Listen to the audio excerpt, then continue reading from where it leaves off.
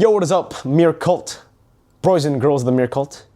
Welcome to another content. Today we're going to be doing the Mobile Masters Snapdragon Pro Series playoffs predictions. Unfortunately, didn't get to do the group stage predictions. I'm very, very sorry about that. I'm sorry. I flew from Taiwan to Malaysia, had a stacked day, went through rehearsals, went through dinner as well with the boys, got back a bit too tired, way too tired. We went to the gym too, so it was a very tiring day. Didn't get to do the group stage predictions, but hopefully you'll enjoy the playoff prediction. This is how we're gonna do it. As usual, even though it's not the normal setup, I'm very sorry for that. Hopefully everything is still up to par with your standards, my dudes. Playoff prediction will go in this way. We'll go from match 1 to match 2 and then all the way. To remind all of you, this is a single elimination format that Snapdragon Pro Series Mobile Masters will be using. So you lose in the playoffs once, you are dead. Every match will be played in a best of 5 up until the grand finals. The grand finals will be a best of 7. All clear? All right, let's start with the first match of the playoffs. Falcons PH versus Bigetron Esports. I guess we start with Falcons PH. Falcons PH, they are top 4 currently in MPL Philippines. Well, yeah, before this tournament started at least, right? We'll see how they go later on, how they do later on. I expected them to do better than what they showed in the group stages of Snapdragon. I didn't expect them to get absolutely dominated by RRQ the way that we saw. 2-0 as well. I actually predicted 2-1 to RRQ because I thought Falcons PH would be able to take a game at least off of RRQ.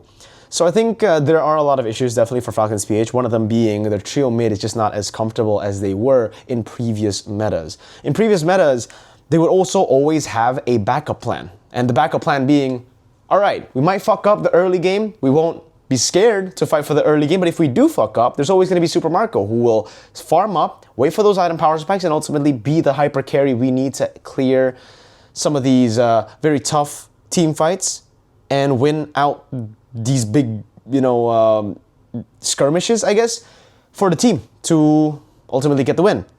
That's not happening anymore. Super Mirko is still a very, very good goal laner. I think he's still a top goal laner, but unfortunately, it just isn't the same meta, right? It really comes down to the meta as well, the understanding of the meta, and I think the drafts as well haven't been too solid for Falcons PH. If there's one player I have to say has been underperforming, I have to mention Few. No hate to Few, again, the GOAT, but we have been seeing a lack of mid lane prio for the most part when it comes to the Falcons PH matches, and I think it might be due to burnout. I'm not too sure what it is, but Few hasn't really been able to perform on the level that we are used to expecting, the idol, the kids, as they call them in the Philippines, right? Yeah, other than that, Kyle TZ, it seems like Kyle TZ has just not been able to find comfort. I think a lot of this comes down to the draft as well that we mentioned earlier. The drafts have been kind of weird. I think if I were to mention one in particular, it would be game 1 against RRQ Hoshi. They tried the same Onic format of Suyo, Jawhead to Cillian, even though again Onic did better with the Suyo, and then they picked up Moskov. They needed the Moskov. They need Super Mirko on these hyper carries. If they want to win, they might have to, again go back to playing for Super Mirko, because this guy is the only guy on the team right now that I feel like can carry the team all the way to semifinals. Yes, I think they will peak at semifinals. Like, that's where they stop. I think that's where all the teams stop, because we got 2 incredible teams already waiting in the semifinals. So let's move on to Bigetron Esports, which has had a very, very tough time as well. If Falcons PH were underperforming in the group stages, Bigetron were doing super shit in the group stage. I'll be honest, for a team like Bigetron, for best team in the world, did not expect them to drop a fucking match 2-0'd by Influence Rage. Dude, Bigetron, my dudes, you're making it hard for me to be a Bigetron fan, man. You're making it hard for me to keep on saying best team in the world when you're losing to Influence Rage of all teams. It's pretty bad, man. But yeah, they recovered. Luckily, they did, right? Luckily, they were able to sweep all their matches against Whitebin, against Papara Supermassive. They got swept again by Onic Philippines, but they already made it to the playoffs, so whatever. They couldn't have contested for second place. Maybe they could have, but they made it already. Whatever, right? There are some clear problems with Bigetron Esports, though. More problems that I can talk about because I casted for a lot of their matches. I actually only casted for one quality Falcons PH match because we had stream A, B, and C. We all were casting different matches simultaneously.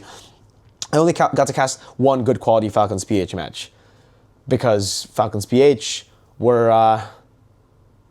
up against Falcons Mena the first time I was casting their match. So not really the highest of quality. I can't really judge their strength or their weaknesses based on that matchup. I could, however, judge their strength and weaknesses against RRQ. That's why I only had one match technically to, prepare. I did skim through a couple of the other matches, but for Bigetron, I watched a lot more. I casted a lot more. And man, are they out of sync. The drafts in day one were hot garbage. This team individually should be a good team. I've said that many times, and I think a lot of you guys agree with that. And if you still disagree, then fine, because it is looking pretty shit right now for Bigetron Esports. Luke hasn't been performing too well when he's not utilizing the playmaking heroes. So that's pretty similar to Flapteasy, actually. Jungle Anavel has really struggled with his style. His style was always individual jungler. He will look to farm, he will look to path, he will look to trade on the map to get a lead, and by the time he has a lead, he would join the team fights and win the team fights for the team. That's how Evos in the past have been able to utilize Anavel. In Bigetron, it's much more of an active team. It's much more of a neutral objective fight. Yeah, active. They're way more active on the map. They want to contest neutral objectives. They want to match whatever crazy team fight the enemy wants to try on them. So Anavel's pathing, individual play, hasn't really synced too well, at least on stage, because I've heard from multiple sources the Bigetron have been doing good in scrims. Where is that? Where is the scrim power? Right now, I think Light as well has been underperforming. He's been getting a shit ton of hate as well. I can't really deny that. I think Light has been underperforming. I think, the Flicker Tigreal ult against Onic PH is a very glaring mistake that you guys probably saw as well. A lot of you guys are saying that, Light is past his prime, yada, yada, yada. But I still believe in him. Maybe it's cope. Maybe it's delusion. I still think Light can improve. I think this guy is a very, very high quality player, and I think give him time and he'll be able to perform. I really think so. I think right now, Moreno and Eman are truly the two pillars who are keeping Bigetron stable. The others are underperforming, not synced, all of that. But Eman and Moreno continue to perform in big matches, in all their matches. Moreno, especially though in this tournament, has really shocked me. In MPL ID, it's more of an Eman Esports kind of deal. I think I mentioned this in Mirror Recap as well. But in Snapdragon, it's been Moreno, brother, that has really been stepping up to carry the team and to make those big plays happen in the late game to turn the game around. So, match number one prediction from me after talking about both those teams, Falcons PH or Bigetron. I think it's actually going to be a close one. This might be, again, cope, but Falcons PH will probably take it 3-2. I will say Falcons PH get it 3-2. Unfortunately for Bigetron, they have not been able to produce what they have been able to produce in scrims, and I don't think it'll change yet. I'm hoping it'll change. My prediction, my ESL prediction is Bigetron, or I'll have to do a plank or something. I'll have a punishment. So that's always a thing with Snapdragon. I always go for Bigetron, and I always have to do punishments, but whatever. Let's move on to the next one, TL ID versus Onic ID. TL ID, very shaky MPL ID performance, extremely shaky MPL ID performance. They came in here, they were able to beat Bigetron 2-1, then they got a 2-0 as well. But they got they got a 2-1 loss against Onic PH. I guess that's pretty impressive. They were able to get a game off of Onic Philippines. But again, for TL ID, it's still the same. It really is just the same TL ID, isn't it? It maybe even weaker compared to the previous forum. I think Snapdragon APAC, the one that we saw, where they were able to beat Onic PH in the group stage 2-0, was their peak. That was when they were able to really have full control of their chaotic brawl style.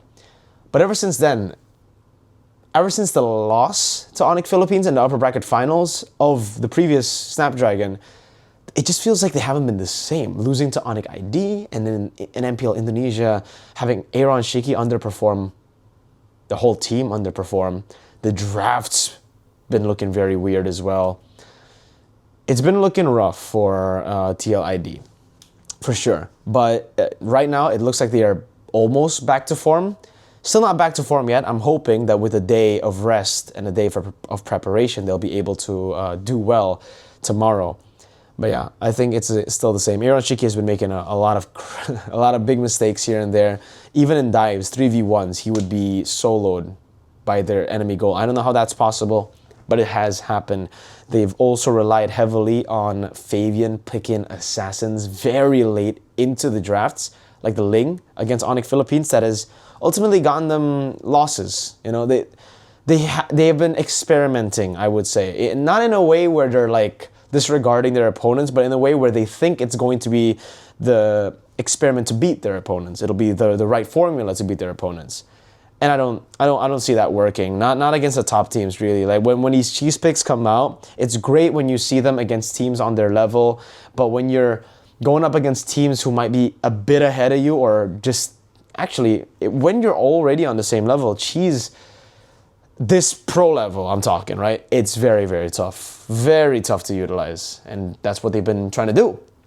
Onic ID, on the other hand, have been the complete opposite. They have been a very template team, and whenever they decide to experiment, it always goes to shit. They are so fucking template. Like, yes, they were able to get some wins in MPL Indonesia. Yes, Savero is an amazing goal laner, but that's it, really, right? Like, Ryota fits the team more.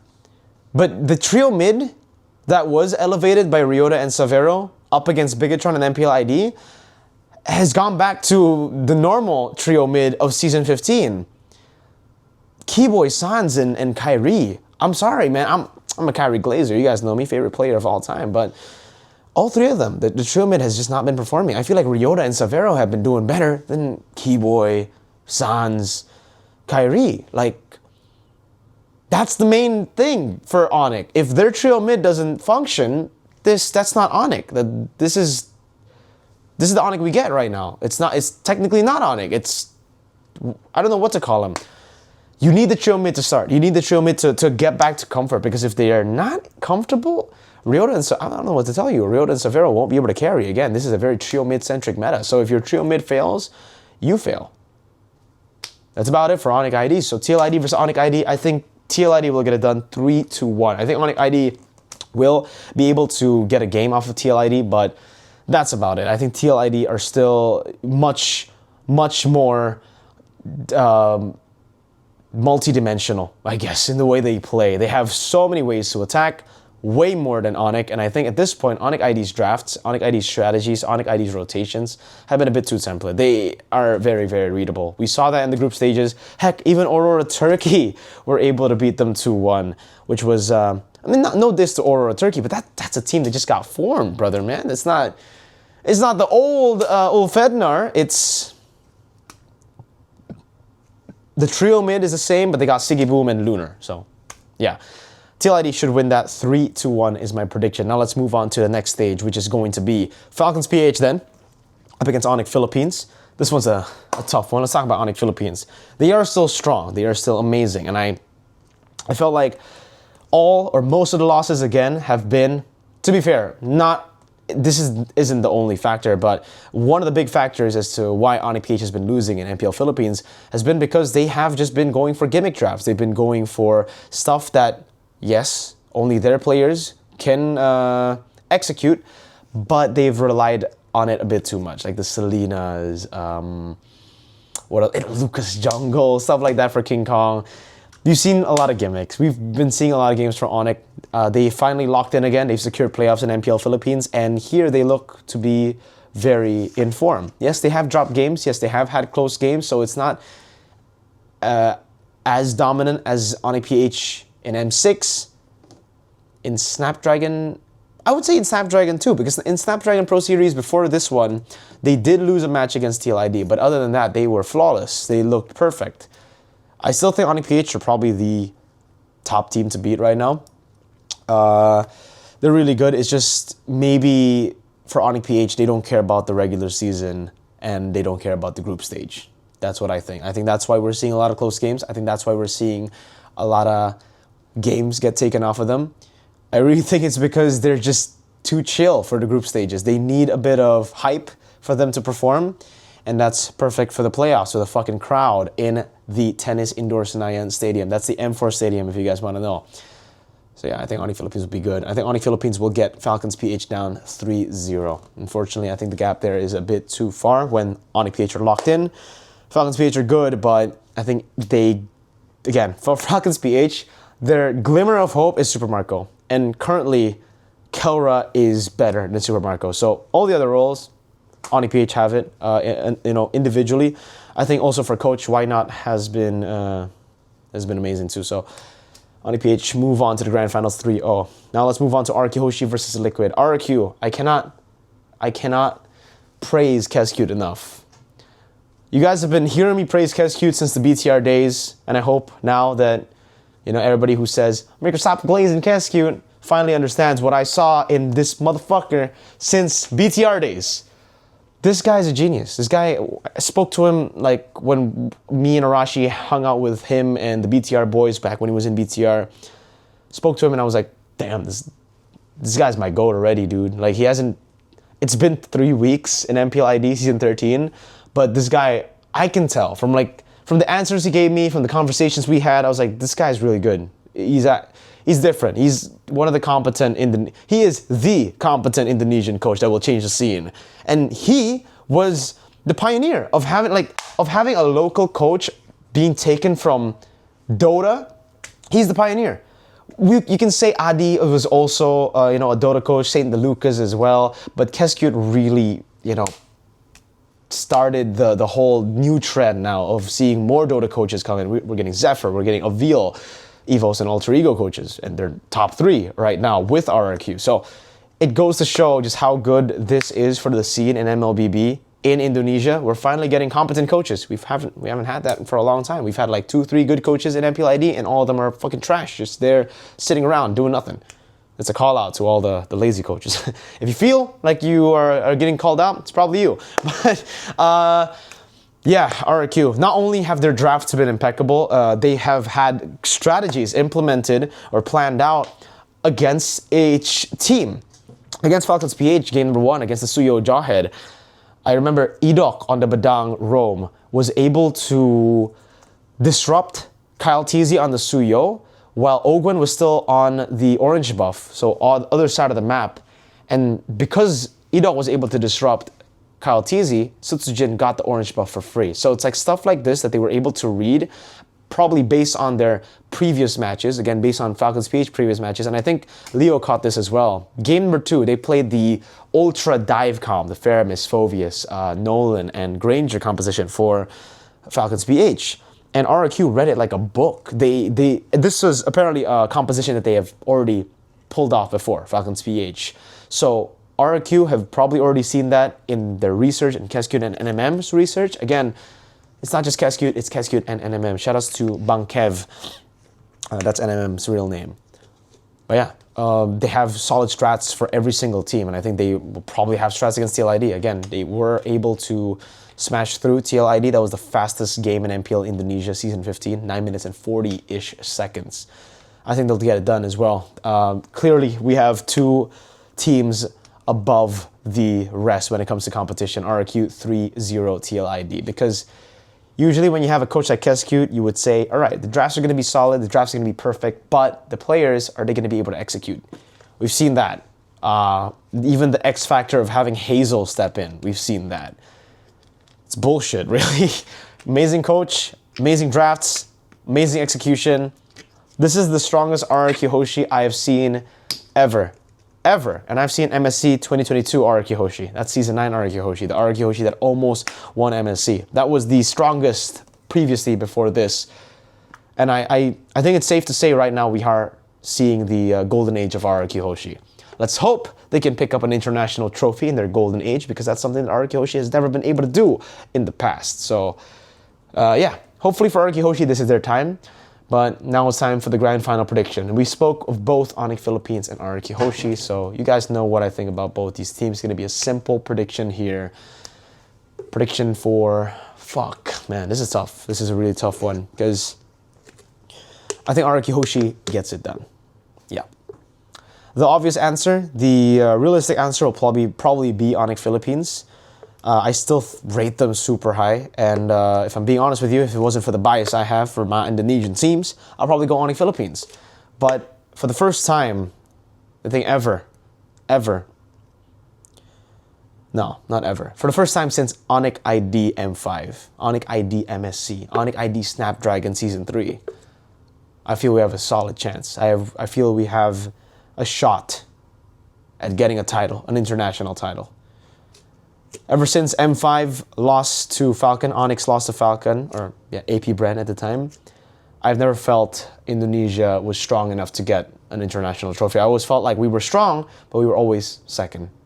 Like, not as good as you know, the Filipino representative or the Filipino team that's there, or even the Malaysian team that was there in MSC 2024. I rated them quite high, predicted them to win MSC. This is the first time in a long time, so I'm gonna go with my heart this time around. RRQ. I really hope it's not a mere curse, but if it is, whatever. Onic PH very much deserve it too. They're still crazy good. I think though, score, this is still gonna be a close one. Even though that feeling's there, I still think it'll probably be 4-3, and I'm hoping it'll be 4-3. Last time we saw a grand finals, SPS, it was 4-0. The full Onic finals. I don't want that. I don't want a 4-0. I want a 4-3. I want it to be a passing of a torch, right? From the best team of all time, Onic Philippines. Best team of all time, I mean, when it comes to like their prime, because yeah, I think prime-wise, they're probably the best. Beating Onic, or RRQ beating them. So 4-3, hope that happens. You guys are probably going to say Onic Philippines because most of my viewers are Filipino. That's completely fine. Tell me what you think about every single match, not just the grand finals. Do you think RRQ can do it? Do you think they're going to choke? Do you think Indo hindi na natuto or something again?